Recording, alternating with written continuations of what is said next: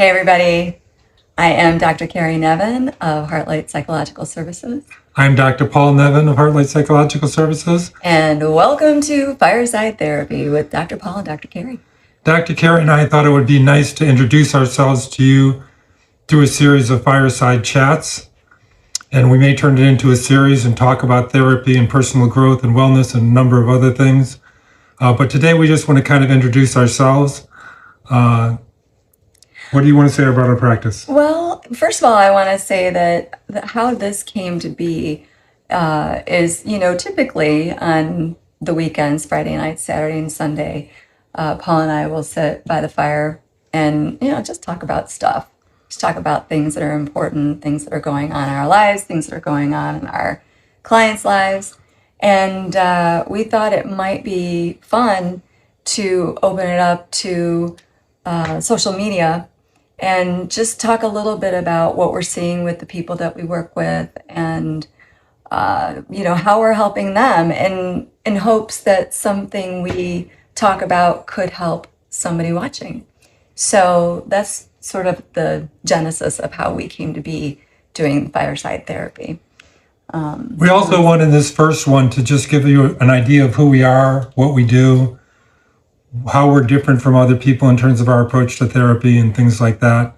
We have some questions that we are going to try to address in a few minutes. But let me start by just talking a little bit. I wanted to kind of talk about our name. It occurred to me, I got into a conversation with a client, and it occurred to me that the genesis of our name says a lot about who we are and about what we do. I know when we were first, Kerri and I have been doing this for a long time now. We met in graduate school. We're both doctors of clinical psychology. We met in a graduate program for clinical psychology. And at the end of that program, we got married and started our own business together. And at that time, a lot of people that we knew, friends and colleagues, were talking about how to start a business. And a lot of their focus was, to my heart and to Kerri's, a little too mechanical. They were focused on things like, this was a long time ago, so there wasn't social media or things like that. But for example, with like, how do you position yourself in the yellow pages? Get a name for your company that starts with an A. It was a lot of very from the head business-like focus on how do you mechanically make a business work. And I remember Kerri at one point saying to me, I really don't want to do that. I want to start with the heart and start with what is important to us and what we value. And I just felt like I'm so glad that I have her, because that was such a good match to what I was feeling at the time. Thank you. And I don't remember how we exactly got to our name, Heartlight Psychological Services, but somewhere between her and me, we came to that name. And a lot of, I'll turn it to you in a second, but from my point of view, the heart part had to do with the fact that therapy is a lot about connecting to yourself and connecting to emotions and connecting to the feeling of what is good in your life and what is meaningful and how to grow that. And then the light part is sort of like, how do you awaken your own sense of personal power? How do you connect to your own self in a way that you're able to actualize sort of the art of your life and make that come to life? Like, what is this light inside of me and how do I bring it out? And that became our name. And I think that says a lot about who we are and what we do and what we value and what's important to us. Yeah, I would absolutely agree with that. And I think that, when we work with people, a lot of times they're disconnected from themselves. And so a lot of times when I'm working with people, I'll say, I'm all about helping you get into proper alignment with yourself. Because it's easy to get disconnected with all the levels of responsibilities that we have. I think a lot of people now are in that sandwich generation. Absolutely. Where they're, taking care of not just their own children, but their aging parents. And so, really what we want to do is be a resource, a personal resource for people who are up against challenges that are new to them and really want to be living their best lives, whatever that looks like. And you know what? It's always going to change depending on where you are in your life. So yeah, I think there are a lot of details you can get into when you start talking about psychology and diagnoses and this or that personal challenge and wellness and all the things that we, are involved in our work. But at the core of all of it, I think for both Kerri and I, at the core of all of it is what I would call empowerment. It's just feeling connected to your sense of power in life. And empowerment is not power in the sense of like controlling or dominating. It's more like the power of, this is just maybe an unusual way of saying it, but think of the power that an artist has when they come to an easel of just really enjoying what they do, feeling like, I like what I do. I may not be perfect at it yet. I may have things to learn. I may have to work on it. There may be something that I want to get better at, but I basically like what I do. I feel like I'm in control of creating my life and making my life happen in the way that I want to, and I'm getting better at it all the time. That to me is a sense of empowerment. And that is a lot of what we're trying to help people to connect to at Heartlight. Whether we're doing wellness coaching or personal growth or coaching or traditional psychotherapy or whatever it is, it's really about connecting to yourself and feeling your own power and bringing that power into your life so you can make your life in a way that an artist enjoys coming to the canvas and saying, I'm going to paint today. I really enjoy painting. Yeah, I think the creative piece is really important because on some level, we're creating all the time, whether it's the cells in our bodies or how we're kind to someone, how we show up for ourselves or for someone else. And so I think that creative piece is really key. And, you're going to be creating on a negative front or a positive front. It's really up to you.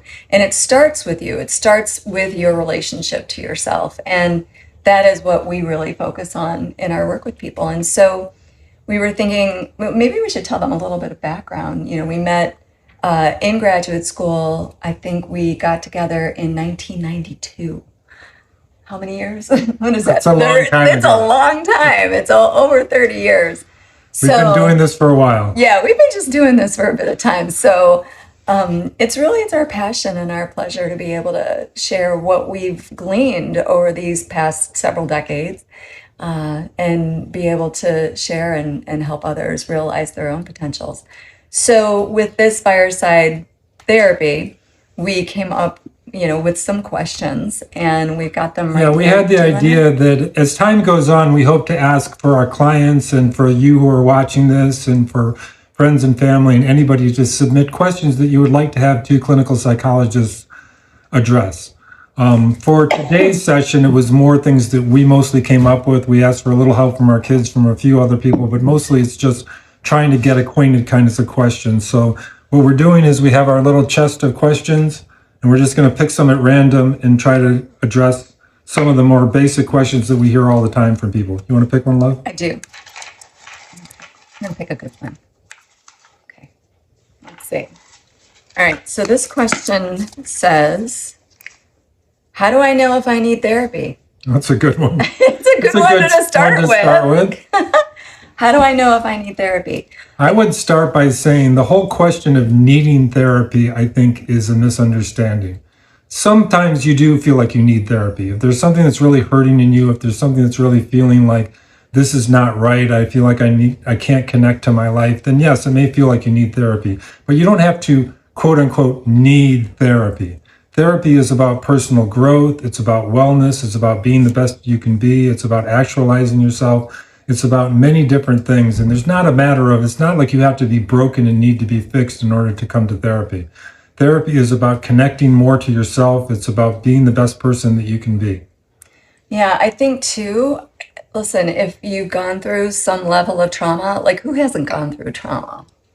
I think everybody's gone through some level of trauma, but if you're realizing that whatever has happened in your life is stopping you from having what you want, then just having somebody, a person who's outside your circle of family and friends, can be really helpful. And to just sort of have your own space to be able to address these issues and these things that come up, I think it's just been really helpful.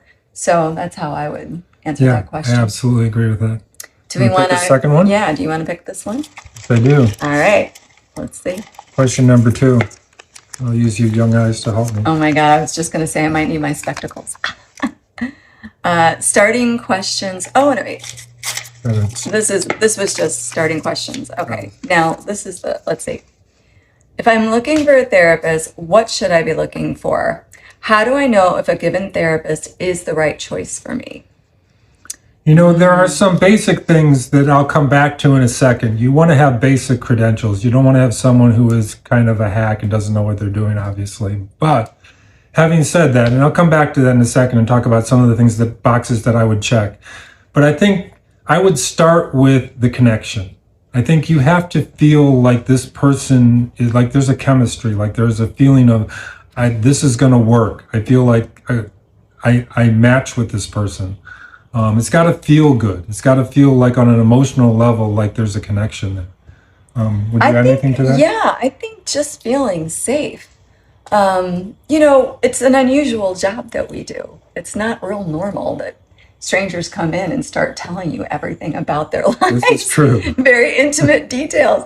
So it's a very special and unique kind of relationship. And at our office, I think on our website, you can take a tour of our office. You can actually see what it looks like when you come in to our space. And I was, I should say we decorated. Actually, it was me. If it was me, it would be white wall. I know. No, it was really me. But I really wanted like fall colors. I wanted autumn colors because they're really grounding and I find them to be really soothing. And I love when kids come into our office and they're like, this doesn't feel like a doctor's office. That's the best. We love it when that happens. We wanted it to feel like a home. We wanted it to feel like a comfortable place, not like some place where you were going to get a shot. No. We definitely wanted it to feel, homey. And we are very blessed to be in a building that faces out toward a Zen waterfall garden.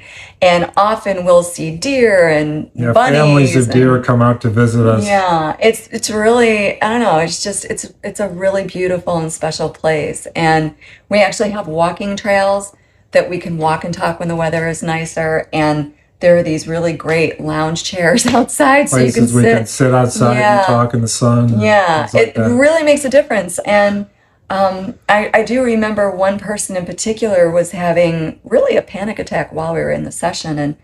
And he said, I just don't even know if I can continue. And I said, you know what, let's go outside. It was a nice day and let's just sit on the ground. That's actually called grounding, believe it or not. And when we did, he was like, I don't know why we're doing this. This doesn't make any sense to me. But I said, you know what, let's just give it a shot and see if you feel any different. So we went outside and sat down, and within about 7 minutes, he said, wow, I'm actually feeling a lot better. Nature is the original stress management. 10,000%. So we have a lot to offer just in terms of the unique location that we have. Coming back to the core question, if we were to talk about what boxes to check, again, the connection I think is the most important. That should be the center. But what goes around that?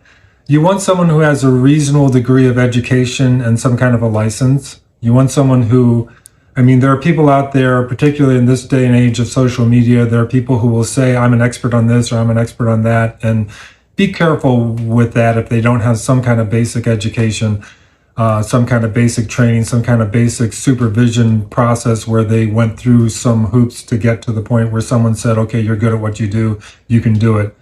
Kerri and I both have doctoral degrees. In addition, we've done additional training at the Mayo Clinic to become certified wellness coaches. We have a handful of other certifications and things that we specialize in. Again, though, those kinds of specializations and credentials are not the only thing or the most important thing. If you're sitting across from someone and they have the greatest credentials in the world, but you feel something's wrong, run away. Yeah, don't pass go. And you're going to know. I always tell people, I think you're going to know relatively quickly. Yes. Once you sit down and talk to somebody. I even feel it, a sense of connection when I'm on the phone, just in the consultation. And I tell people, within a very short period of time, certainly the very first session, you should know, can I foresee continuing? Can I foresee this being a kind of relationship that I'm going to really value? And that's really what we're hoping for when we meet with people. Another box to at least consider checking is how long has the person been doing this? Nothing against people who are fresh out of school. We were both there at one point, and it's a hard place to be when you're a professional, but we're talking to potential clients here, and we want to say you want someone who's been doing it for a little while. Kerri and I have been doing this we went to graduate school in the 1990s together. That's where we met. So we've been doing this forever. You don't need someone who's done it that long, but I would say at least 3-5 years is something I would look for in a therapist. Someone who's got some seasoning, some experience. They've been around the block a couple of times. One thing that people often look for in a therapist that I think actually you don't really need to worry about as much is, do they have the same thing that I want to work on? Like if I'm thinking I want to process the fact that I'm in a divorce, do I need someone who's been divorced? If I'm going through an illness, do I need someone who's gone through that illness? Of course, that could be an advantage. There are certain advantages to having that kind of a connection to someone. But when you go in for heart surgery, you don't insist that your heart surgeon first and foremost have a heart attack. No. That's not the most important thing. You want someone who really knows what they're doing in terms of fixing your heart. Yeah. And in the same way, whether or not I or Kerri have had the exact experience that you have had, we are trained to help you through the process of what you're going through in a way that is not limited to our personal experience. You get advantages from people who have been through it, the way people who have the same experience as you are of value, but that is a different thing. You can get that in addition to therapy skills and credentials, but you don't need that in order to have a good therapist. Yeah. I would not look primarily for someone who matches you in their life experience. I would look for someone who really has credentials for helping people to change and grow and be the best they can be. I would say on the flip side to that, I've had people who are dealing, with children. They're having parenting issues. And so oftentimes I will get, do you have children? And I say, yes, we do. We have 3 boys in this house. The source of most of my joy and most of my stress. God love them. So, in that way, yeah, it does make sense to find somebody. And similarly with the health issues, we do a lot of wellness coaching, and I will defer to you because you specialize in the health wellness coaching part. I do some of that, I dabble in it, but she's more the expert of that. And I think a lot of people come to you because of your own journey and the things that you've been challenged by and the way that you found your way through those challenges. Yeah, I recovered my health from an autoimmune condition known as Hashimoto's thyroiditis. It was an inflammation of the thyroid. And I started out going with Western medicine, which, by the way, I think is great. Listen, I've had 3 C-sections. I would not want to do that by myself. So yay, Western medicine. But when it comes to chronic conditions, I wasn't getting better. I was actually getting worse. And so it caused me to go on a journey to look to see what can I do? How can I feel better? And I became connected to understanding more about nutrition and how the mind and body are connected in order to help the body heal. And so I started out with, I would say, cystic acne, 21 pounds on me that I don't have anymore. My mood was all over the place. I'm sure Paul never noticed. Never once. And he's like, I had anxiety. I was just a wreck, and I did not know where to turn. And so I just started researching, and now I've reversed all of those symptoms. And I just thank God every day that I've, was given that information and that I integrated it in such a way that now I'm able to teach other people how to work through their own autoimmune and chronic health issues. But I would say a large part of that has to do with your focus, Paul, on stress and doing sort of a deep dive into that research, because stress plays such an integral role to our health. I've always been particularly interested in stress, how stress affects us not only psychologically but physically, and how it impacts our body and illness and things like that. There's a lot of stuff out there about stress management, and frankly, some of it's very superficial, some of it is not very streetwise about what actually people need in order to make it useful, in order to get into it. We have a program called Relax Your Life that has been around for a couple of decades now. We've been adding to it and changing it over the years, and we're in the process of coming up with a kind of revised version of it that I hope to offer in a series of videos here. In addition to these fireside chats, I hope to do a series of talks about Relax Your Life. It'll include things about how to re-regulate your nervous system, how to use various tools from exercise to diet to meditation to relaxation practices to imagery to self-talk to psychological tools, cognitive behavioral tools, dialectic behavioral tools, and on and on and on. And I hope that we have a more seasoned, more comprehensive approach to that than most people. In addition, I have a background, I've always been very interested in Eastern and alternative things. I've studied with people from India, people from China, people from Japan, Tibetan monks, on and on, Native American teachers, a lot of different approaches. I kind of backed into psychology because it was the closest thing I could find to my own personal growth journey that I was doing. And a lot of that will find its way into the Relax Your Life program, and we may do an additional module that is specifically for people who are interested in that kind of thing to take it to a next level at some point. We'll talk more about that in the future. Yeah. Do you want to do another question? We could do one more question. Let's try to do one more question. Okay. And this is fun, so I think we will do further versions of this in the Yeah, future. this is a good time. I'm having fun. All right, so here's the question. What is your focus as a therapist? Do you have a particular approach? You want me to go first? Sure. I think I would describe myself as primarily a cognitive therapist, although I am not as by the book as some other cognitive therapists. I might call myself cognitive eclectic, which isn't a real term, but what I mean by that is that I try to take the best from a lot of different traditions.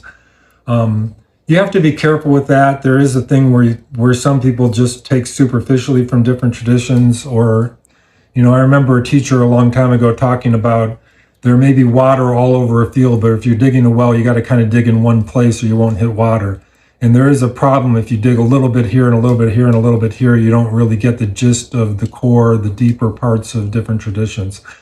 In psychology, I hope that we, after our almost 30 years of working on this, have the best combination of knowing what's out there, taking the best of that, sort of the cream of the crop from different kinds of traditions and therapeutic approaches, and then digging deeper in particular places that are most important to us.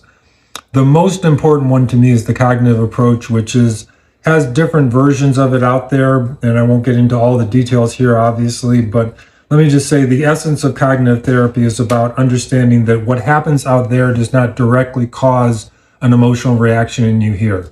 It's not like there's a traffic jam and that stresses me out. It's more like there's a traffic jam, that goes into my head, I decide what it means to me, I talk to myself about it, I frame it in a certain way, I have certain beliefs about it, and then I tell myself what to feel, and that affects how I feel. So cognitive psychology says, it's not just what's happening to you, it's how you're making meaning of that, and what you can do to shape that and to work with that in order to make yourself more effective at dealing with the challenges in your life. I think that was a really good explanation. I think I'm also cognitive, maybe cognitive behavioral, so focusing on, the thoughts, the feelings, the behaviors, the expectations and the experiences which create more thoughts, and then getting into that circle. And sometimes it can be a vicious circle. Sometimes we just need to have a circuit breaker to redirect our focus. And so I would also describe myself as very much integrative. I think you're integrative Yes. as well. So what that means is taking a mind-body approach. My feeling is that we can have certain deficiencies based on lack of nutrition or exposure to toxins and chemicals in the environment and in our food and such. And my feeling is that sometimes the body is depleted.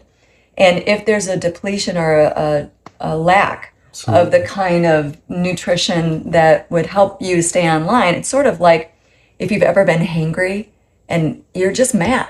It's like, that's never happened to me, obviously. I've never noticed that. He's never noticed it. It's never happened. So, like when you're hangry, nothing works. And I see you smirking over there because he may have seen me be hangry. Some things work, but One or two times, only those, just a couple times.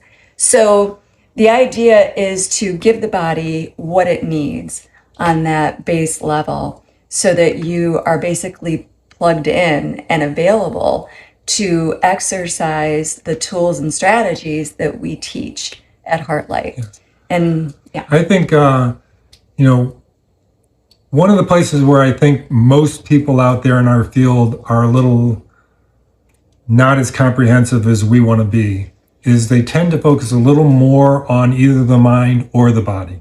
Like they tend to be towards this end of the pole or this end, and they don't really see the connection between those two and work with both of them.